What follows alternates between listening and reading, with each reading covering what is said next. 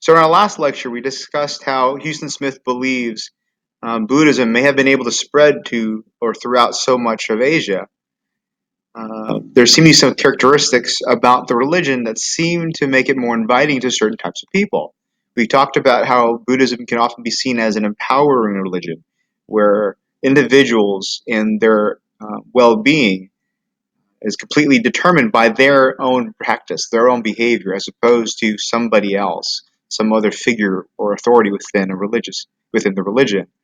We also discussed how it can be seen as a very balanced approach where the Buddha emphasized a middle way in between indulgences and asceticism, right? In between extravagant living and giving up everything that one has, giving up even bodily pleasures.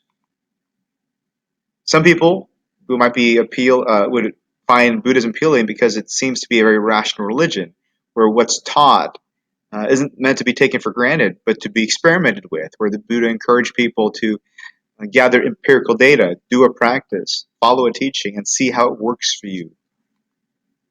But what we're going to start with right now is a discussion of this notion that Buddhism is often seen to have a very clear point and purpose, with a very simple way of describing how to achieve that purpose.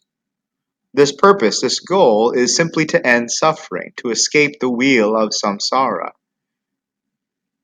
And the Buddha prescribes to people what he refers to as the Eightfold Path.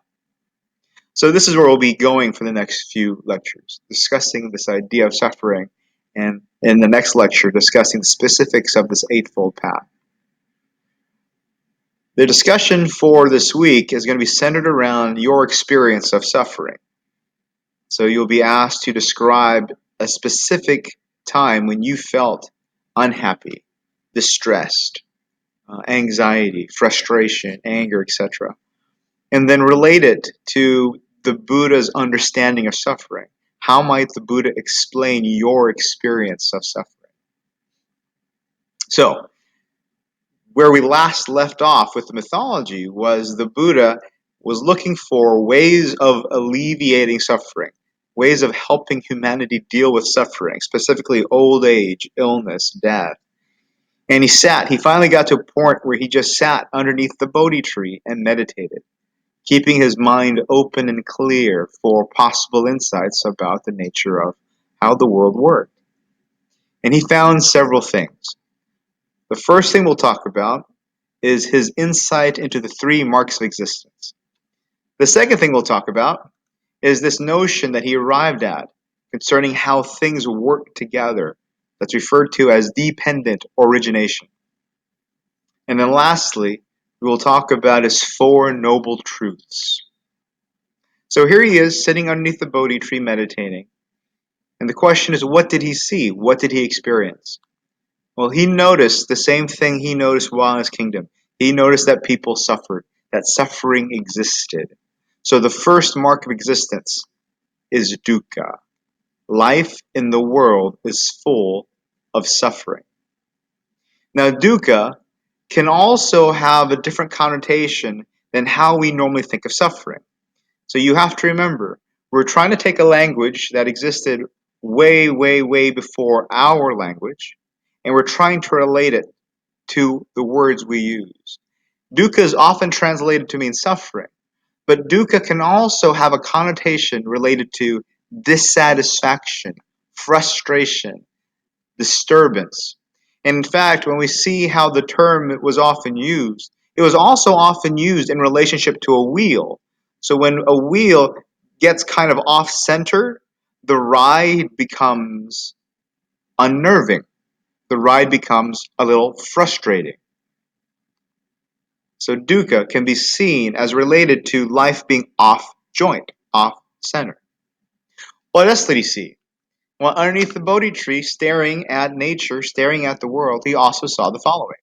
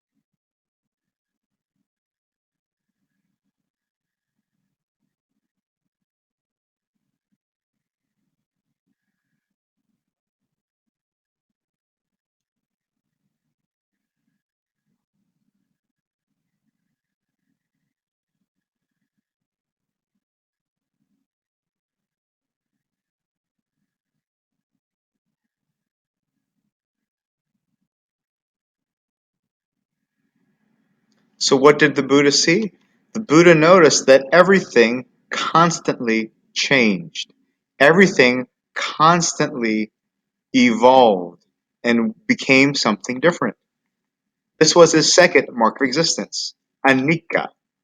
Everything in this world is in flux, is continually changing. The term you'll often hear people associate with this is impermanence. Things are naturally impermanent. There is no such thing as something that stays the same. Even something like a mountain that seemingly does not change. If you were to watch that mountain over time, you will notice that the mountain will slowly change.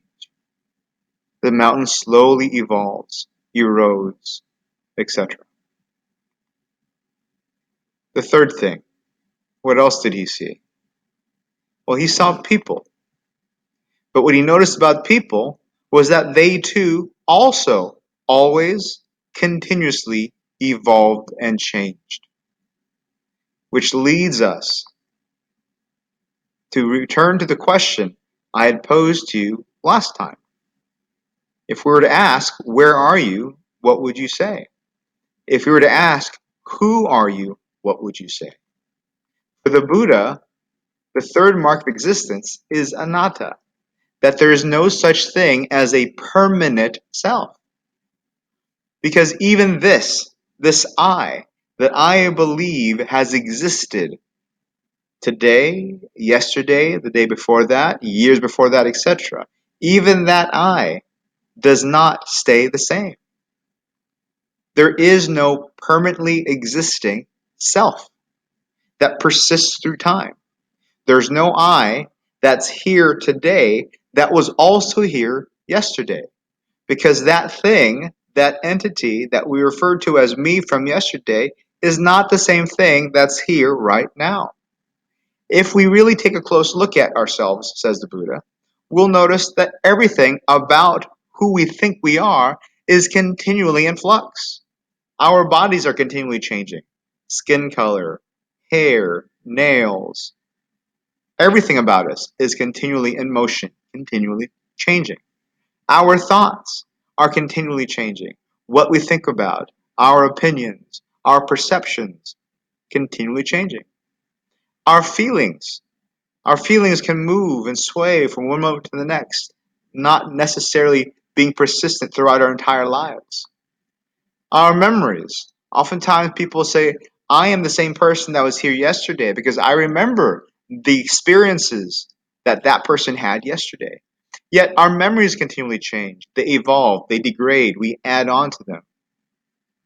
There's nothing about what we refer to as me that has been here the entire time we believe I have been alive. So for the Buddha, this isn't something unique, this concept. It's something very logical, that there is no permanently existing self. You can point to maybe things like fingerprints that don't change. But nobody would say fingerprints are me. You can simply cut off your fingers. Your fingerprints are now on the ground. We wouldn't say that's me over there. Same thing with DNA. Your hair falls out, skin sheds, and there's your DNA on the floor in your bathtub. Nobody would say, there I am on the bathtub or on the floor. The things about us that we feel makes us us are continuing evolution. Even our relationships to other people, our relationships to the world, is continually in flux. Who we know, how they know us, how we know them, how much of us they know, is continually changing. Therefore, says the Buddha, this thing that I call me, is just like everything else in nature. It's not permanent. It doesn't really exist as a permanently existing thing. The only truth to it all is constant process, constant flux. So there is no self that exists from one moment to the next. There's always a new self coming into existence. And for the Buddha, this is very important because this is going to lead to his definition or his understanding of where suffering comes from. Now, the third idea, is this the third? Now, the second idea that we'll discuss is dependent origination. Dependent origination is this concept that the Buddha realized about the relationship between things that exist in the world, or if you would like, events that exist in the world. Since everything is constantly changing, there may not really be things. What he realized is that if this exists, that exists. If this ceases to exist, that also ceases to exist. He came to the realization that everything we believe exists in the world is dependent upon, or was dependent upon, something else for its origin. Nothing just springs up out of nowhere. If you take a look at a tree's rising or a tree's birth is dependent upon the soil that it comes from, dependent upon the seed that it sprouts from, dependent upon the water or the rain that comes down to it, dependent upon the entire ecosystem around it. When we take a look at products around us, cell phones, computers, they don't just arise out of nowhere. They have a dependent origination, since they are dependent upon a manufacturing facility for it to arise, people to work in the manufacturing facility for it to arise, people to create businesses so that there's a manufacturing facility for something to arise. Everything, says the Buddha, arises dependent upon something else. Which means if you remove the thing that it's dependent upon, then what arises disappears, says the Buddha. If you remove the source of the origination, then what we are investigating no longer exists. Can you see where he might be going now with regards to suffering? If we can find out what the origin of suffering is, what suffering is dependent on to exist, we can then remove that source in order for suffering to also cease to exist. The third thing that the Buddha realized under the Bodhi tree while he was meditating is what he refers to as the Four Noble Truths. And for many people exposed to Buddhism for the first time, the Four Noble Truths might be the most popular philosophy or the most popular perspective on the nature of reality to come from Buddhism. The first of the Four Noble Truths is that life is dukkha, that life in the world is full of suffering, dissatisfaction, dis-ease. Second is that the cause of dukkha, the cause of people suffering and dis-ease, is tanha. Tanha is often thought to be self-centered desire. And when people look at Buddhism from the outside looking in, they often get the sense that the Buddha is saying, we need to stop desiring. We need to stop wanting.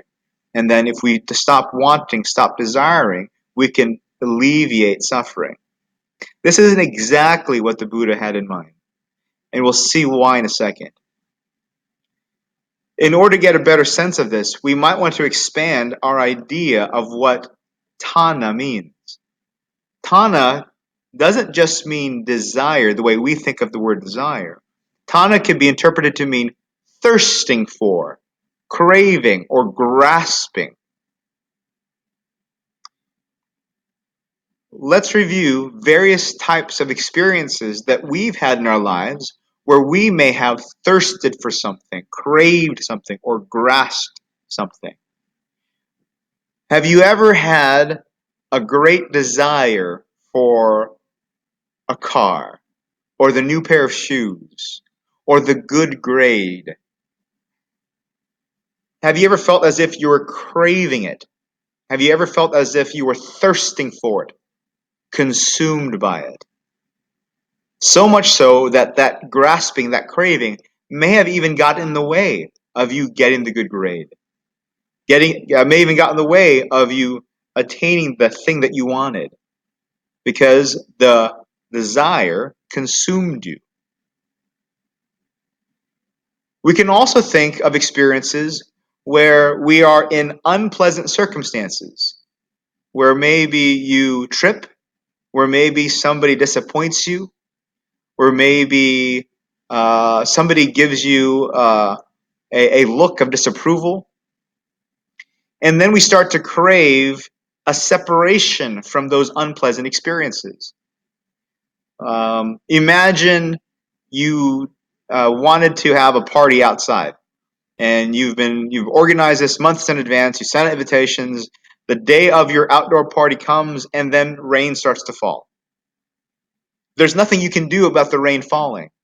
But have you ever been so consumed by the fact that you hated the rain falling, so consumed by the fact that the rain is ruining what you are doing, that beyond suffering from the rain falling, we start to cause our own suffering because we're holding on and grasping at wanting the rain to have stopped, even though there's nothing we could have done about it. Another way maybe you can relate to Tana is when we have this story that we tell ourselves of who we think we are, or who we think we should be or want to be, and then we start to grasp that story. I want to be known as blank.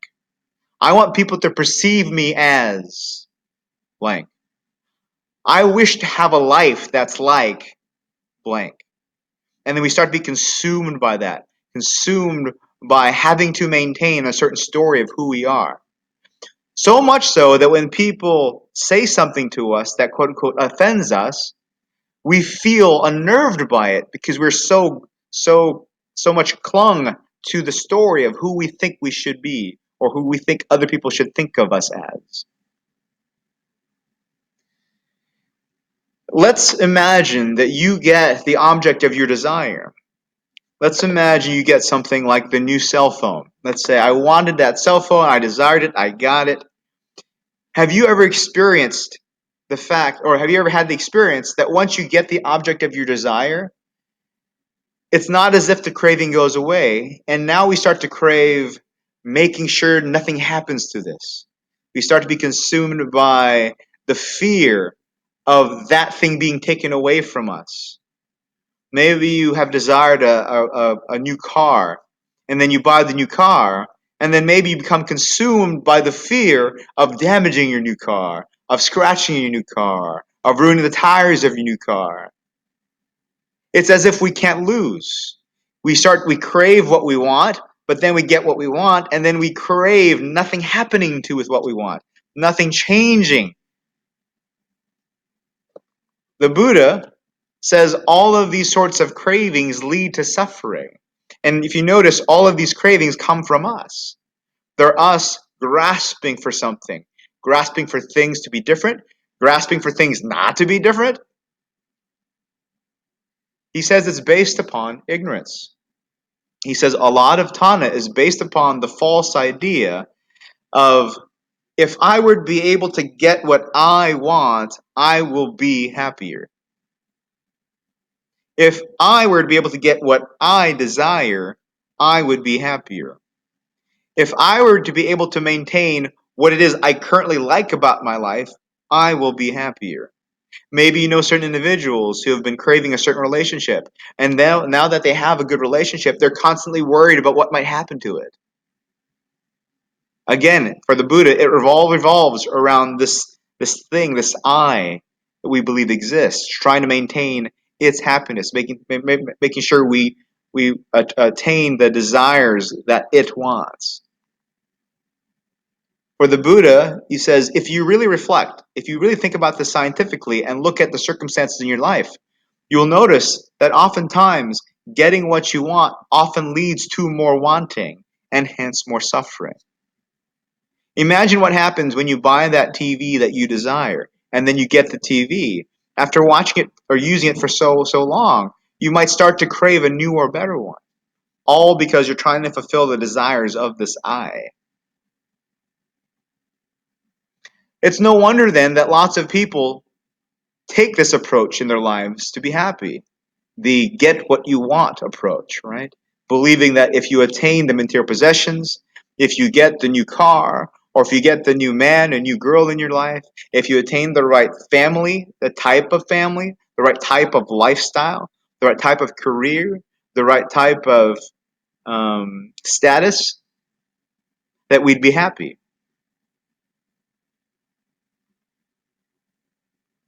For the Buddha, it's not the case. For the Buddha, he says, if you really think about it, attaining these things sometimes make us feel good, but then we start to crave more because that's what the approach is about. It's about attaining something. And we don't really stop wanting. We don't really stop craving. If this is your approach to happiness, you simply crave more. Beyond that, though, beyond those types of examples where we crave things, possessions, statics, etc., we have situations in our lives, circumstances that cause us supposedly to feel suffering and pain. We get ill, people we love get ill. We get divorces, we suffer loss. In what way is this type of suffering related to craving? In what way could this sort of suffering be related to grasping? To get a better understanding of the Buddhist philosophy, we might want to make a distinction here between pain and suffering. There's an old adage, pain is inevitable, but suffering is optional. And this is a philosophy that may be able to help us relate to the Buddha.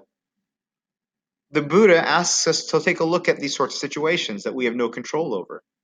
Situations when we get ill, situations when we have a loss of a loved one, or sometimes simple accidents like having a paper cut or stubbing your toe when you're walking across the room. He says to think about these situations that we've experienced in the past. How much of your suffering was the result of the circumstance itself versus us wanting or desiring to be separated from the circumstance? He says, if you really take a look, the majority of our suffering isn't caused by the circumstance itself. It's caused by us clinging or desiring to be separated from the circumstance, whether through continual negative judgments about it, continual negative thoughts in our heads about it, all of those holding on to the pain. So let's take a look at a couple examples. When you get ill, oftentimes that's of no fault of your own. Some people will get ill and they'll start to be angry, depressed, saddened by it. And they'll make judgments about their circumstance. I hate this. I can't believe this is happening to me. Why does the universe allow this to occur to me? I wish this was different. Is there anything else anybody could do? And by continually making these judgments or by continually having these negative thoughts about the circumstance, we are clinging to the pain. We are continually feeding the suffering. One way to describe what we're doing is we're continually grasping onto wanting to separate ourselves from the circumstance. But there's nothing we can do. There's nothing we can do about this particular circumstance. So says the Buddha, why then hold on to the pain by continually making judgments, by continually feeding these negative thoughts about the situation? Some people are able to do something different. Instead of clinging to that pain and making judgments about what's going on with them, some people are able to take those illnesses, take those situations where they are stricken by certain diseases, and are able to then appreciate life more. They're able to see life in a new way. If their days are limited, maybe they're then able to appreciate every moment a little bit deeper. But in order to do that, they have to let go of judging what they're doing, judging the circumstances that have stricken them, not holding on to it, not holding on to wanting to be separated from it. Let's take stubbing your toe. Here you are, all of a sudden you stub your toe, you feel pain there. Nobody's going to say to you, you shouldn't feel pain. That's not what the Buddha is saying. But the suffering isn't necessarily just because of the pain you feel.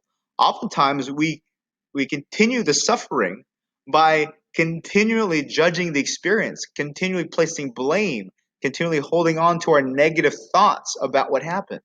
We'll say things like, "Oh my goodness, how could I be so stupid to have done this?" Or, "Oh my, how can you have been so stupid to have placed this piece of furniture here?" Or we'll start blaming the furniture. You stupid piece of furniture, you stupid chair, you stupid desk. Why were you here? I can't believe you did this to me. And by continually having these thoughts, we're clinging to the pain. We're clinging to the suffering. We are wanting to be separated from it. And we want it so much, we're grasping it, that we're actually holding on to it because we are wanting to separate it so much. It's like the idea of if somebody asks you to not think of a pink elephant, what is it you automatically think about? You think about the pink elephant. So if we're continually wanting to be separate from the pain, what are we doing? We're thinking about the pain. We're holding on to the pain. That continues and prolongs the suffering. The Buddha says if you really take a close look scientifically at the times in your life where you have suffered, take a look what happened today or yesterday. Maybe there's a situation with you and a friend or you and a family member or something at work or something at school. How much of the suffering was the actual incident, what actually happened, versus you holding on to it and replaying it in your mind? You continually imagining it, trying to see it differently in your head. That, he says, is where a majority of our suffering comes from. And that's us clinging on to it. And we don't do it intentionally. We're clinging on to it because what we want to do is be separated from it. But just the mere desire to be separated from it keeps us thinking about it. So, again, when a lot of people hear this sort of philosophy, they think that the Buddha is emphasizing we can't have wants, we can't have desires, we can't have motivations. That's not exactly what the Buddha had in mind. What the Buddha really is pointing to is the idea that we simply can't be consumed by them. It's okay to have a desire for a drink, right? It's okay to have a desire to eat a meal. But if we allow the desire to consume us, let's say you're at work, and we allow the desire for a meal to consume us, can you imagine, or you don't have to imagine, you probably remember how miserable you felt throughout the day because you're so consumed by the desire to eat that thing that you can't have. He says that's the suffering. That's the real suffering that we can alleviate. The third noble truth, then, is that the solution to suffering, the solution to dukkha, is to eliminate tanha. And when we eliminate tanha, we then achieve nirvana. Now, sometimes, from the outside looking into the religion, people think of nirvana as a place. Because in the West, we often compare it to the Abrahamic ideal of heaven. This isn't exactly what the Buddha had in mind. Nirvana isn't a place. Nirvana is an experience. It specifically refers to the experience of extinguishing. Let's take a look at definitions for nirvana. When the Buddha was asked to describe this, to describe nirvana, he said it was beyond words.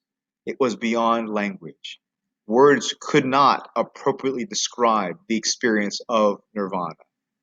The best that we can do, says the Buddha, is to describe it as bliss. Does that sound familiar at all? Think about this description and what else we might have described in the same way we talked about Hinduism. But as I mentioned a second ago, the literal translation of nirvana is to extinguish, to blow out. An interesting question to ask then is what is it that we blow out? What is it that we extinguish? An obvious answer would be the fact that we extinguish suffering, right? That we blow out suffering. Another way of thinking about nirvana is that maybe what we do is we extinguish a separate, permanent sense of self. Because if we extinguish that, then there's no I that's craving, there's no I that's desiring, that's causing us to suffer in the first place. When we take a look at Hinduism and their interpretation of nirvana, it's often looked at as the state of mind that's achieved once we have liberation, once we attain escape, moksha. One interesting thing to keep in mind as we continue our discussion of Buddhism is to remember that the Buddha grew up within all these cultures, all these communities that practice what we now refer to as Hinduism. So maybe you can see how some of these beliefs have ancestry within Hinduism. The fourth noble truth. The fourth noble truth is that the way to nirvana is through the Eightfold Path. Now, just to get us started thinking about this as you continue the readings on the Eightfold Path, the Eightfold Path has various aspects to it. They're often referred to as having the right view, the right intention, the right speech, the right action, the right livelihood, the right effort, the right concentration, the right mindfulness, all of which we'll look at in more detail next time. But this imagery of all of these paths being represented as spokes on this wheel is very intentional. It's often referred to as the wheel of Dharma, Dharma meaning teachings. And when you think of the wheel, remember an analogy. The analogy is wheels are part of transportation devices. And by steering wheels, we change the direction we're going. For the Buddha, he believed that through these teachings, we can steer the wheel the right way in our lives in order for us to alleviate suffering. What I want to emphasize starting now with the Eightfold Path is what's really meant by the term right. When people refer to the right view, the right intention, etc., the word right, is a translation, English translation of the Pali term summa. And summa doesn't mean right the way we think of right and correct, right, true or false, or in a more moral sense, like the right action being the ethical action, being the morally correct action. It's not exactly that sort of idea. Summa can mean wise or thorough or whole. And in this sense, as we start talking about the Eightfold Path and right action and right speech, it might be best not to necessarily think about these as the correct path, right? The correct intention, the correct concentration, the correct effort, but more so about the wise effort, the appropriate concentration, right? The um, the more appropriate speech, the most wise speech. In a nutshell, to give you some basis to understand this as you continue with the readings, you can think of the Eightfold Path as a way for us to be more consciously aware of what it is we do and how we react to things in the world. When the Buddha discussed how our suffering is often the result of us clinging and grasping, that clinging and grasping occurs oftentimes unconsciously. You don't choose to be consumed by desire for the new pair of shoes. You don't choose to be consumed by desire for the A for the paper. It just sort of happens. And all the actions we take as a result of that oftentimes just kind of arise within us. In order for us to let go of Tana, we have to be more aware of what we think, how we behave. And this is what this is what the goal or intention is of the Eightfold Path. To be more aware of how we think and how we behave. And by doing these things, we can minimize clinging to selfish desires. We become more aware of how things in the world are inherently impermanent. So there's no longer any need to grasp onto something, because if the world is impermanent, once we try to do that, it just dissipates and there's nothing really to grasp. So the idea is that through the Eightfold Path, by practicing the appropriate amount or the appropriate type of these 8 elements of life, we can start to alleviate the notion that we exist as a separate thing, that we exist as a permanently existed thing, thereby lessening the chance of us falling into grasping or craving. And we'll discuss specifically what each of these paths mean, or each of the folds, I should say, mean in our next lecture.